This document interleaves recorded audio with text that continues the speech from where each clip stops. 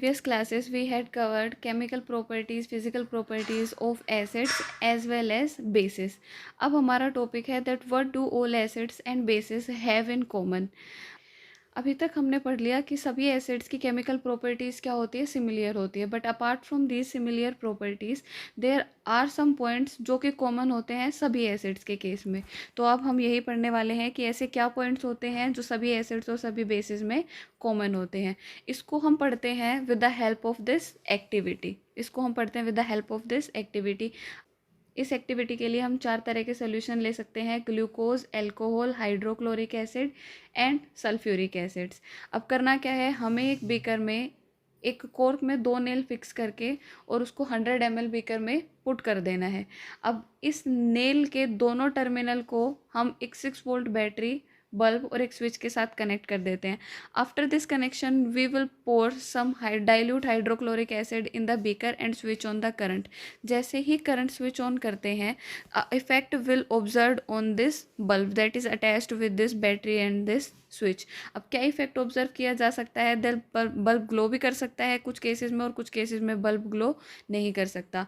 अब पॉइंट आता है कि किन केसेस में बल्ब ग्लो करेगा और किन केसेस में बल्ब ग्लो नहीं करेगा. अच्छा, यहाँ पॉइंट होता है कि in case of hydrochloric acids जिनकी हम बात कर रहे हैं, hydrochloric acid and sulphuric acids, इनके केस में ये बल्ब ग्लो करना स्टार्ट कर देता है. And this glowing property of bulb indicates कि यहाँ पे इलेक्ट्रिक करंट या फिर इलेक्ट्रिसिटी सप्लाई हो रही है, कंडक्ट हो रहा है. एंड इलेक्ट्रिसिटी या इलेक्ट्रिक करंट को कंडक्ट होने के लिए किसकी रिक्वायरमेंट होती है, फ्री आयंस की रिक्वायरमेंट होती है. अगर हम एसिड्स की बात करें, जो हमने एसिड्स लिए that is HCl and H2SO4, hydrogen chloride and sulphuric acids, इनके केस में आयंस प्रेजेंट रहते हैं 2 तरह के, H+ ion and Cl-. Hydrochloric के केस में 2 आयन होते हैं, H+ आयन एंड दूसरा होता है Cl- आयन. सल्फ्यूरिक एसिड के केस में भी 2 आयन होते हैं, H+ आयन होते हैं एंड SO4-2 आयन हो सकते हैं. अब इन दोनों एसिड्स की अगर हम बात करें तो इन दोनों में ही एक सिमिलैरिटी ऑब्जर्व की जाती है कि यहाँ पे क्या कॉमन है, कैटायन कॉमन है. This H+ ion which is cation, ये इन दोनों एसिड्स में कॉमन है. और अगर हम इन 2 एसिड्स के अलावा और भी एसिड लेते तो उनमें भी H+ आयन क्या रहते, कॉमन रहते. तो अब हम ये बोल सकते हैं कि जितने भी एसिड्स होते हैं उन सभी एसिड्स में क्या कॉमन होते हैं, H+ आयन कॉमन होते हैं. इसी H+ आयन के प्रेजेंट होने की वजह से अर्हीनियस कंसेप्ट के अकॉर्डिंग एसिड्स की डेफिनेशन दी जा सकती है, एसिड्स को डिफाइन किया जा सकता है.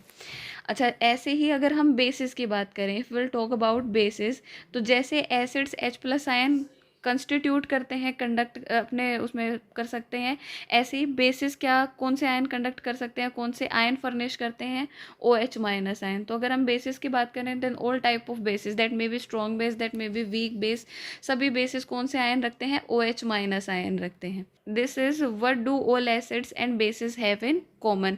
जितने भी एसिड्स एंड बेसिस होते हैं उन सब में एक प्रॉपर्टी कॉमन होती है, acids will have H+ ion and bases will have OH- ion.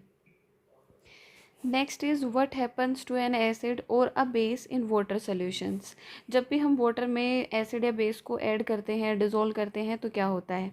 अच्छा, इसको हम इस इक्वेशन की मदद से समझते हैं कि जब एग्जाम्पल है हम हाइड्रोक्लोरिक एसिड का, हाइड्रोक्लोरिक एसिड को वाटर के अंदर मिक्स कर दिया, then it will give H3O+ ion and Cl- ion. The separation of H+ ion from hydrochloric molecules can not occur in absence of water. तो हम ये बोल सकते हैं कि जो भी एसिड्स हैं या फिर जो भी बेसिस हैं, अगर हम बेस की बात करें तो हम बेस ले सकते हैं कि जैसे उनको वाटर में डिज़ोल्व किया जाता है तो वो क्या फर्निश कर देते हैं, H+ आयन फर्निश कर देते हैं एंड देयर रेस्पेक्टिव एनायन, जो भी वो एनायन को कंस्टिट्यूट करते हैं. अच्छा, अब होता ये है कि हाइड्रोजन आयन अकेला एग्जिस्ट नहीं कर सकता, तो ये क्या करेगा, जो भी H+ आयन को ये फर्निश करेंगे वो H+ आयन इस वाटर मॉलिक्यूल के साथ कंबाइन कर जाता है, so that we will have H3O+ ion, hydronium ion जिसको अपन बोलते हैं वो. तो ये H+ कंबाइन किया वाटर के साथ and it will provide H3O+ hydronium ion. अच्छा, सिमिलरली बेस के लिए हो सकता है कि जब बेस को हम वाटर में डिज़ोल्व करते हैं then they will give OH- ion. For example जैसे हमने NaOH ले लिया, NaOH will give Na plus and OH minus ion. Na will give Na plus and OH minus ion. ऐसे ही सभी बेसिस के केस में होता है. अगर हम बात करें KOH की, वाटर के प्रेजेंस में it will give K plus and OH minus ion. हम बात करें मैग्नीशियम हाइड्रोक्साइड की, then in presence of water it will give Mg+2 along with 2H minus ion. So this is acids and base in presence of water. Next is जितने भी basis होते हैं वो सभी बेसिस वाटर में dissolve नहीं हो सकते. देयर आर सम बेसिस जो वाटर में डिजोल्यूशन शो कराते हैं, वाटर में सोल्युबिलिटी शो कराते हैं. उनको बोला जाता है, जो बेसिस वाटर में सोल्युबिलिटी शो कराते हैं उनको हम बोलते हैं एल्कलीज. ठीक है, जो नहीं डिजोल्व होते हैं उनके लिए हम बेस वर्ड ही यूज़ करते हैं. हमने इससे पहले एक रिएक्शन पढ़ी है H+ और OH माइनस आयन को कंस्टिट्यूट करते हुए, जिसको हमने न्यूट्रलाइजेशन रिएक्शन बोला था. What is neutralization reaction? कि जब भी हम किसी एसिड और बेस को मिक्स करते हैं, then they will provide salt with water. और जो ये वाटर का प्रोडक्शन होता है वो इन एसिड के H+ और बेस के OH माइनस के लिबरेशन की वजह से फॉर्म होता है. कि एसिड्स लिबरेट करते हैं H+ आयन और बेस लिबरेट करते हैं OH माइनस आयन. इसकी वजह से हम वाटर की फॉर्मेशन पढ़ पाते हैं. ये वाटर की फॉर्मेशन इस वजह से होती है. फॉर एग्ज़ाम्पल, अगर हम एसिड लें HCl और बेस लें हम NaOH, तो एसिड्स का H+ और बेस का OH माइनस ये लिबरेट होगा, तो ये तो बीच का पोर्शन फॉर्म कर देगा salt, that is sodium chloride NaCl, and the rest H+ and OH minus ion will give water H2O. This is acid and base in presence of water. Now we'll move forward and our topic will be dilution of acid. This is dilution of acids. अच्छा, acids का dilution से मतलब जो भी concentrated acid होते हैं that may B nitric acid, sulphuric acid, hydrochloric acid, उन acids में कॉन्स्टेंटली स्टीयरिंग के साथ वाटर ऐड किया जाता है या वाटर मिक्स किया जाता है. This is dilution of acid. अब इस डाइल्यूशन में हमें एक पॉइंट ध्यान में रखना होता है कि जो एसिड और वाटर की कॉम्बिनेशन की रिएक्शन होती है that is highly exothermic reaction. जो एसिड्स और वाटर की जो डाइल्यूशन की रिएक्शन होती है या कॉम्बिनेशन रिएक्शन होती है that is highly exothermic reaction and it can liberate large amount of heat causing the mixture to splash out and cause burns. और ओवर एक्सेसिव हीटिंग की वजह से, लोकल हीटिंग की वजह से जो ग्लास कंटेनर जिसमें हम हीट अप कर रहे होते हैं that may be break out. तो इसी डैमेज को स्टॉप करने के लिए, इसी डैमेज को क्योर करने के लिए यहाँ एक पॉइंट बताया जाता है, यहाँ एक प्रोसेस में पॉइंट यूज़ किया जाता है. दैट इज़, जब भी एसिड्स को डाइल्यूट करना होता है we have to add acid in water.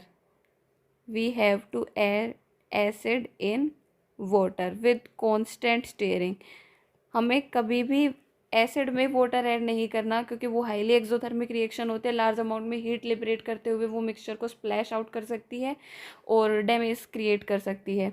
तो इस वजह से हम क्या करते हैं, इस एक्सोथर्मिक रिएक्शन की वजह से एसिड को वाटर में ऐड करते हैं. And this combination of acid and water जब भी कंसनट्रेटेड एसिड में ऐड किया जाए तो इसको बोला जाता है डाइल्यूशन ऑफ एसिड और डाइल्यूटिंग एन एसिड.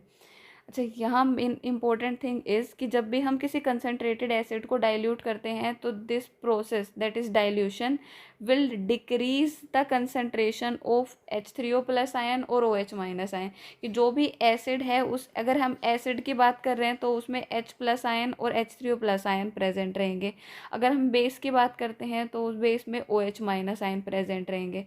तो ये उनकी कंसनट्रेशन पर यूनिट वॉल्यूम को क्या कर देता है, डिक्रीज कर देता है.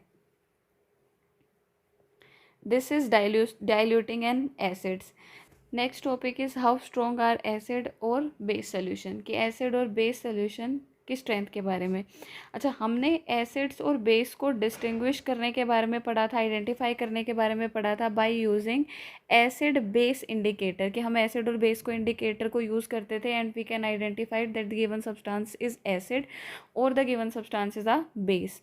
इसके बाद हम आते हैं कि जो एसिड हमने लिया या बेस हमने लिया वो कितना स्ट्रॉन्ग एसिड है, इसका कैसे पता लगाया जा सकता है. तो इसका पता लगाने के लिए we will use universal indicator. And universal indicator is a mixture of several indicator. कुछ इंडिकेटर का मिक्सचर होता है और जो universal indicator shows different colours at different concentration of hydrogen ion in the solution, कि जो भी सोल्यूशन है उसमें हाइड्रोजन आयन की कंसेंट्रेशन के according universal indicator different different colour show कराता है। एंड इस यूनिवर्सल इंडिकेटर में हम जो स्केल यूज़ करते हैं that is our pH scale. जो हम स्केल यूज़ करते हैं that is our pH scale.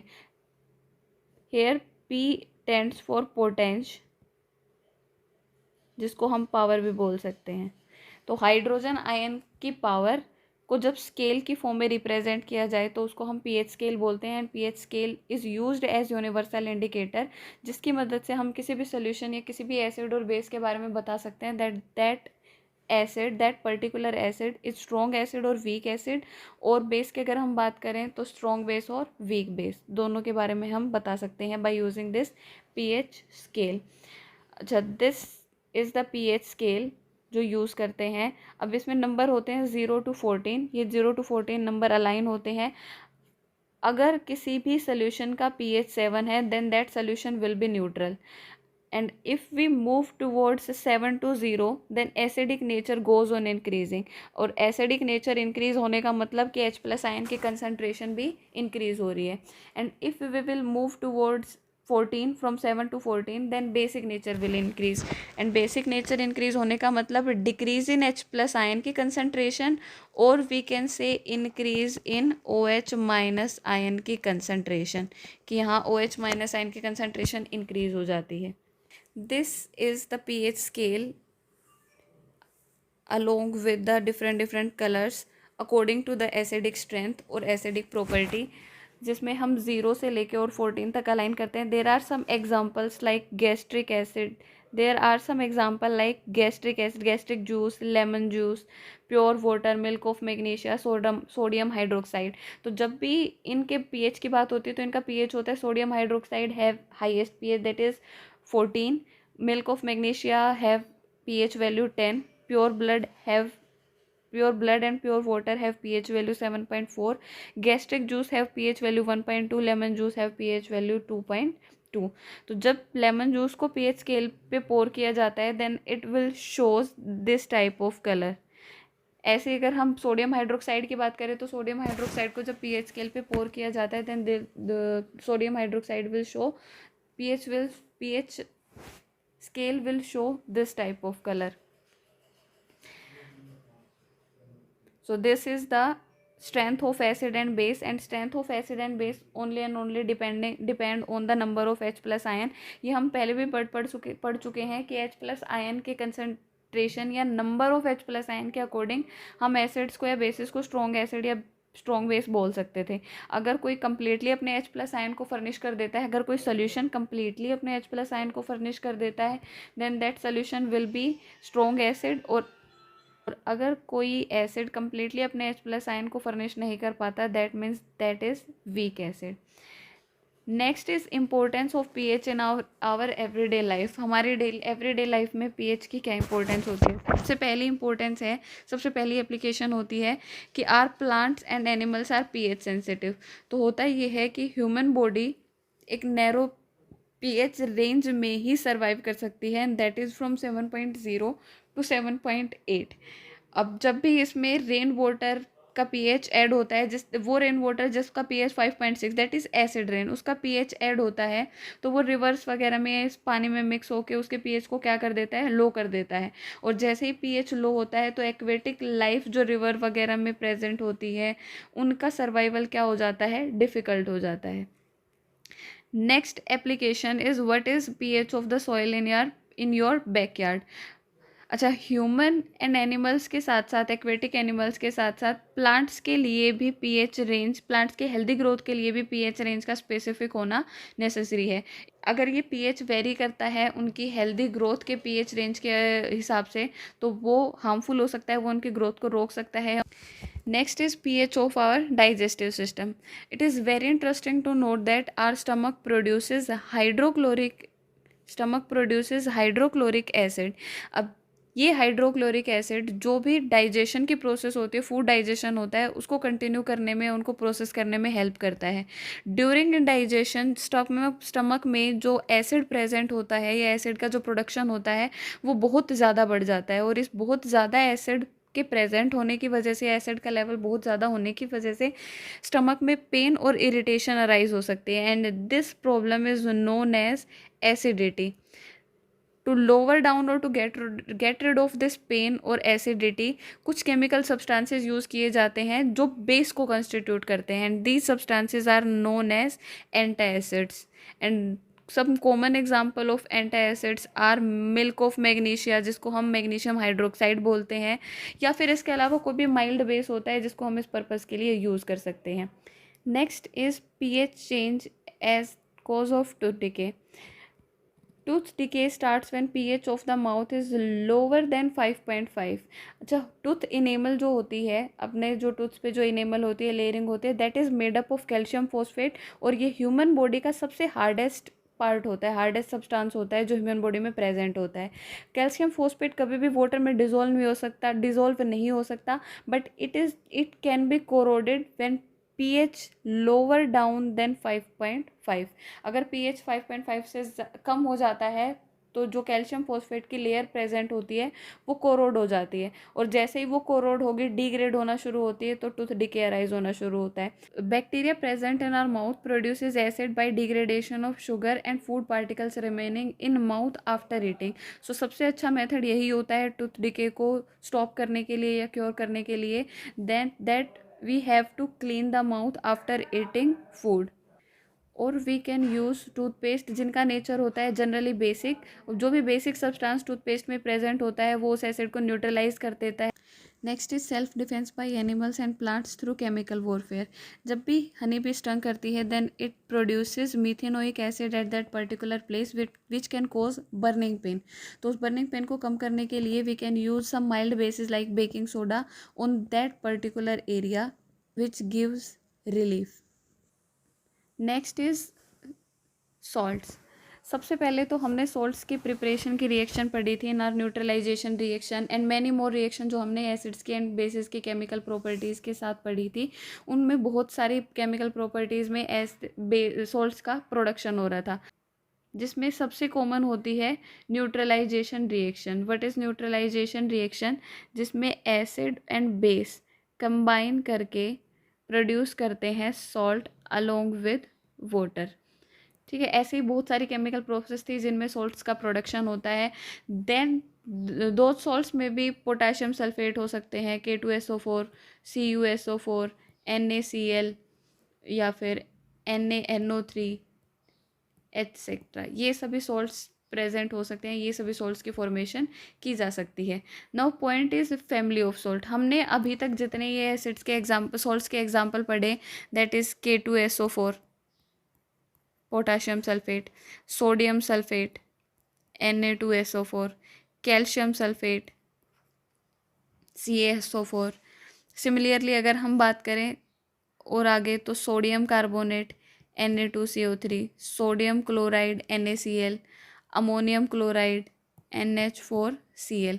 तो इन सभी में फैमिली ऑफ सॉल्ट से मतलब होता है, जैसे अगर हम sodium sulphate, sodium carbonate and sodium chloride की बात करें, यहाँ पे सिमिलैरिटी है या कॉमन है Na की। जितने भी ये सॉल्ट्स हैं, तीनों सॉल्ट हैं, ये किससे मिलके बने हैं? सोडियम से मिलके बने हैं। तो ये तीनों ही सॉल्ट क्या कहलाएंगे? सोडियम फैमिली के सॉल्ट।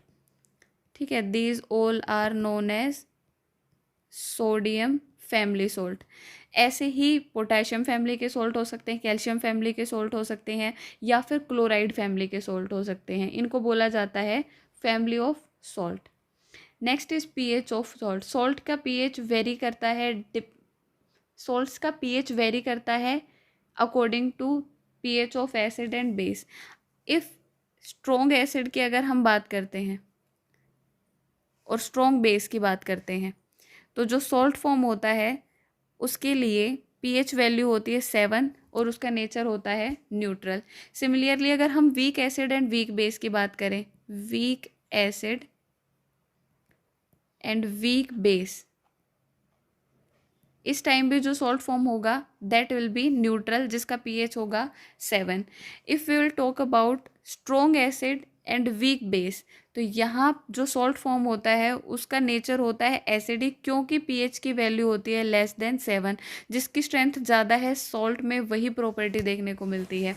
एंड लास्टली अगर हम बात करें strong base and weak acid की, तो यहाँ पे जो pH होता है सॉल्ट फॉर्म जो होता है उसका pH होता है मोर देन 7, और इसका नेचर कैसा होता है, बेसिक होता है। नेचर में कैसा होता है, basic. So this is pH of salts की pH का नेचर, सॉल्ट्स का नेचर अकॉर्डिंग टू pH 3 तरह का हो सकता है। सॉल्ट्स एसिडिक हो सकते हैं, सॉल्ट बेसिक हो सकते हैं, और सॉल्ट न्यूट्रल हो सकते हैं। अगर सॉल्ट एसिडिक है that means strong acid weak base के साथ कंबाइन कर रहा है। अगर सॉल्ट बेसिक है तो इसका मतलब वीक एसिड स्ट्रॉन्ग बेस के साथ कंबाइन कर रहा है। एंड अगर सॉल्ट का नेचर न्यूट्रल है, pH 7 है, that means strong acid and strong base ने कंबाइन करके सॉल्ट की फॉर्मेशन की है। Next is chemical from common salt. अब हम कुछ एग्जाम्पल पढ़ने वाले हैं सॉल्ट्स के, जिसमें सबसे पहले आता है कॉमन सॉल्ट। कॉमन सॉल्ट का फॉर्मूला होता है NaCl, सोडियम क्लोराइड, जिसको हम फूड में या डेली लाइफ में बहुत ज़्यादा यूज़ में लेते हैं। अच्छा, सोडियम क्लोराइड या कॉमन सॉल्ट जो होता है ये बहुत सारे केमिकल्स के लिए, बहुत सारे सॉल्ट्स के लिए रॉ मटेरियल की तरह भी बिहेव करता है, या इसकी मदद से काफ़ी तरह के सॉल्ट्स को प्रिपेयर किया जा सकता है। Sodium chloride also plays a very important role in the struggle of freedom. सभी को दांडी मार्च याद होगा, वहाँ पे सॉल्ट का ही प्रोडक्शन किया जाता था, सॉल्ट को ही प्रोड्यूस किया गया था। नेक्स्ट इज कॉमन सॉल्ट किन किन मटेरियल से मिलके बना होता है, या किस तरीके से इसको प्रिपेयर किया जाता है।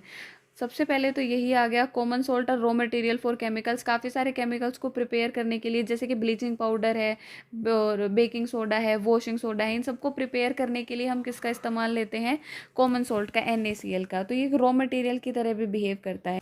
Next is sodium hydroxide.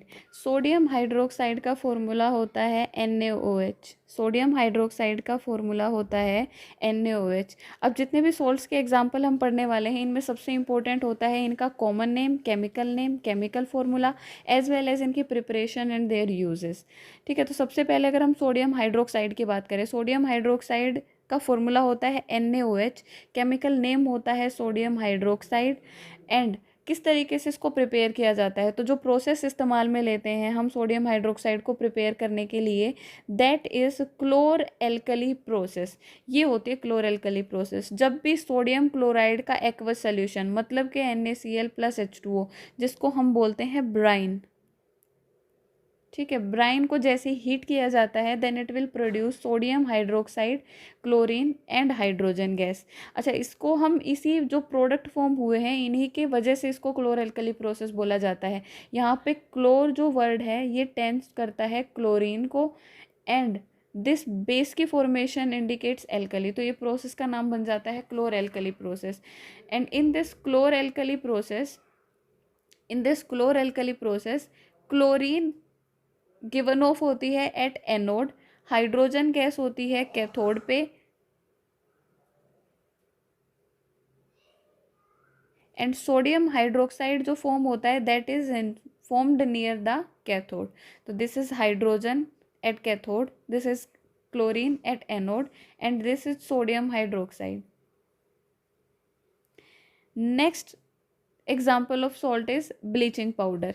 सबसे पहले है ब्लीचिंग पाउडर का formula for bleaching powder is CaOCl2। Common name is bleaching powder, chemical name for CaOCl2 is calcium oxychloride. Chemical name is calcium oxychloride. तो ये तीनों चीज़ें हो गई। सबसे पहले formula CaOCl2, second one is chemical name calcium oxychloride, and the third point आता है इसमें common name, that is bleaching powder. Next होता है इसकी प्रिपरेशन की, ब्लीचिंग पाउडर को किस तरीके से प्रिपेयर किया जाता है। ब्लीचिंग पाउडर को प्रिपेयर करने के लिए हम स्लेक्ड लाइम को, जो सोडियम हाइड्रोक्साइड प्रोड्यूस करने के दौरान क्लोरीन गैस प्रोड्यूस हुई थी, उसके साथ मिक्स करके उसको हीटअप कर देते हैं, then it will provide calcium oxychloride with water. Next is bleaching powder के यूजेस, कहाँ कहाँ ब्लीचिंग पाउडर को यूज़ किया जाता है। First use of bleaching powder is cotton को या फिर लिनन या टेक्सटाइल इंडस्ट्री में कपड़े जो होते हैं उनको ब्लीच करने के लिए, पेपर फैक्ट्रीज में वुड पल्प को ब्लीच करने के लिए, और जो क्लॉथ्स होते हैं लॉन्ड्री वगैरह में उनको ब्लीच करने के लिए हम ब्लीचिंग पाउडर का यूज़ करते हैं।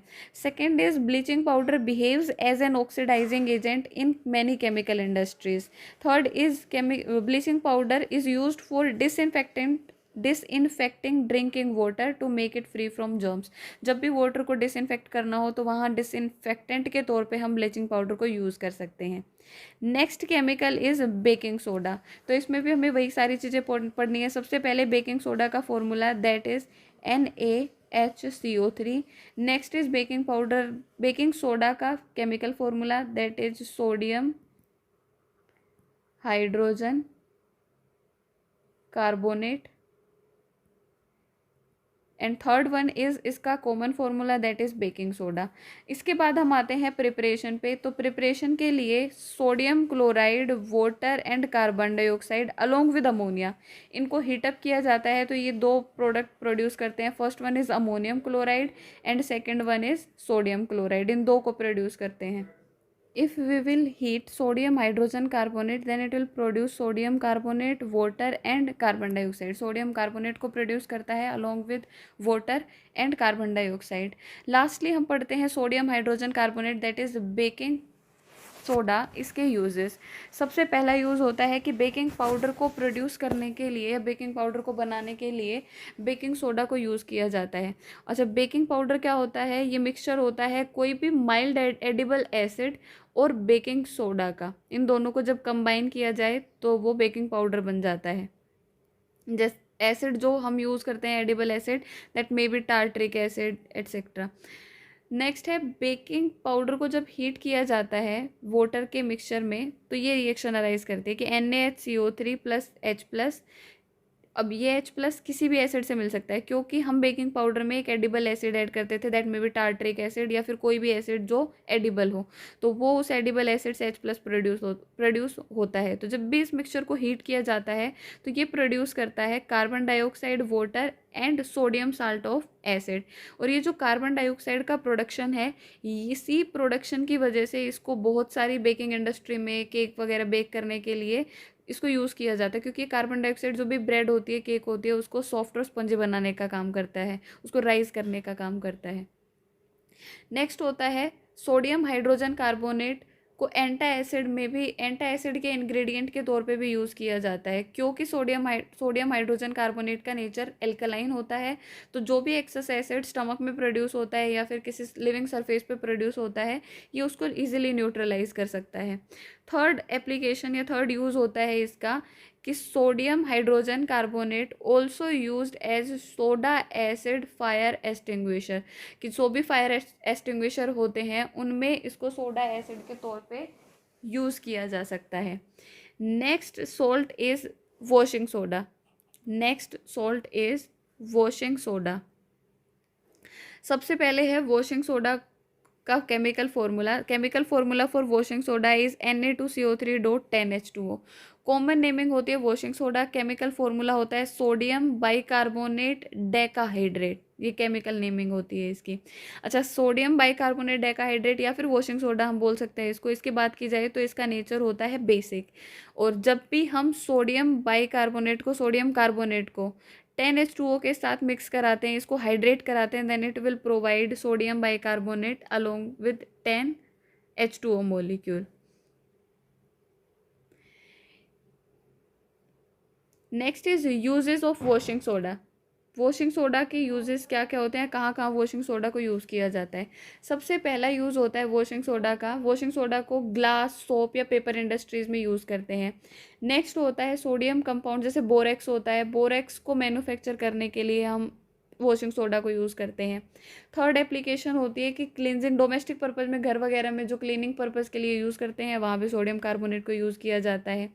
नेक्स्ट होता है वाटर की हार्डनेस, परमानेंट हार्डनेस जो होती है उसको रिमूव करने के लिए हम वॉशिंग सोडा का यूज़ करते हैं। So this is washing soda. Next is, are crystal of salts really dry? Are crystal of salts really dry का मतलब होता है कि हमने बहुत सारे केमिकल्स या सोल्ट्स ऐसे पढ़े हैं जिनकी फॉर्मुलाइजेशन कुछ इस तरीके से होती है. एक अभी हम रिसेंटली पढ़ के आए हैं, Na2CO3.10H2O. ठीक है, ये फॉर्मुलाइजेशन होती है. सिमिलरली कॉपर सल्फेट का एक बहुत कॉमन कॉपर सल्फेट का फॉर्मूला होता है, दैट इज CuSO4.5H2O. ये ले लिया हमने. ऐसे ही प्लास्टर ऑफ पेरिस से जिप्सम एक केमिकल होता है, प्लास्टर ऑफ पेरिस से केमिकल होता है जिसका फॉर्मूला होता है CaS,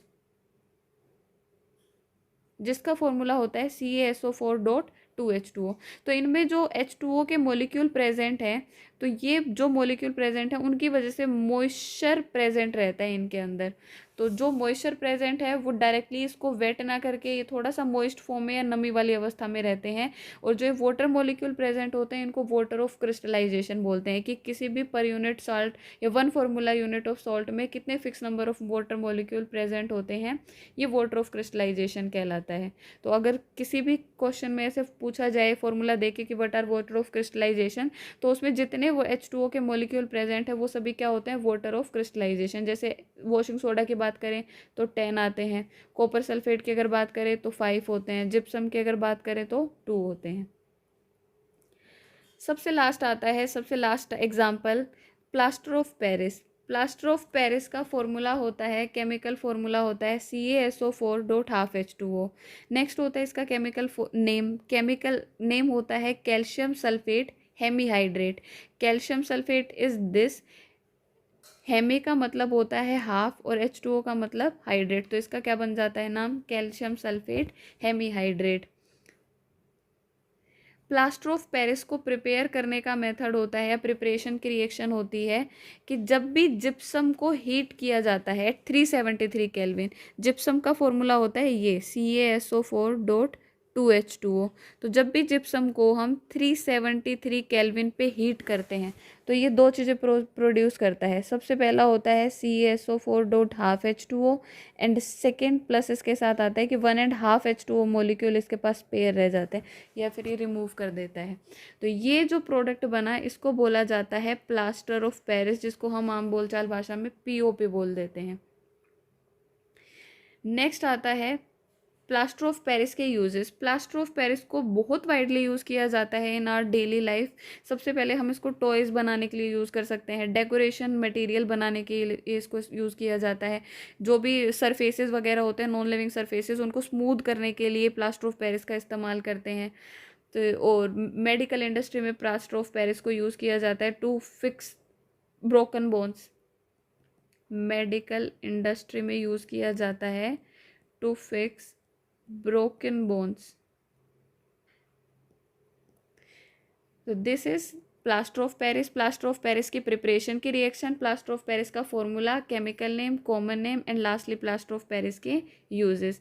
ऐसे सिमिलरली हमसे जिप्सम के बारे में पूछ सकता है, तो यही प्रॉपर्टी जिप्सम के लिए हो जाती है. अब जिप्सम के लिए प्रॉपर्टी की थोड़ा चेंज आ जाता है इनमें, किस तरीके से कि जिप्सम का फॉर्मूला क्या आ जाता है CaSO4.2H2O. इसके लिए नाम क्या आ जाएगा, केमिकल नेम क्या आ जाएगा, calcium sulphate, calcium sulphate bihydrate, calcium sulphate bihydrate. Common name हम पढ़ ही रहे हैं, क्या बोल दिया जाता है इसको, जिप्सम बोल दिया जाता है. अच्छा, जिप्सम क्या होता है, एक एक्सट्रीमली हार्ड सब्सटेंस होता है कि जब भी प्लास्टर ऑफ पेरिस मॉइस्चर के साथ रिएक्ट करता है, वाटर नमी इसके साथ रिएक्शन करता है ऑक्सीजन के साथ, तो ये जिप्सम की फॉर्मेशन कर देता है. देखो ये रही reaction, CaSO4.12H2O plus 1.5 H2O will give gypsum. अब जिप्सम को यूज़ नहीं किया जा सकता, ये इतना हार्डन सब्सटेंस होता है कि जिस जैसे इसको यूज़ करना या इसको रीपर्पज़ करने की सोचें तो इसको रीपर्पज़ या रीयूज़ इसको नहीं किया जा सकता है. जो भी प्लास्टर ऑफ पेरिस होता है वाइट पाउडर होता है, इसीलिए इसको हम मॉइस्चर प्रूफ कंटेनर में स्टॉक करते हैं कि ताकि ये ऑक्सीजन या मॉइस्चर के साथ रिएक्ट करके जिप्सम की फॉर्मेशन ना करे. Here are chapter 2 acid, bases and salt completed. For more such helpful videos, please like, share, subscribe Edu Evoke Academy.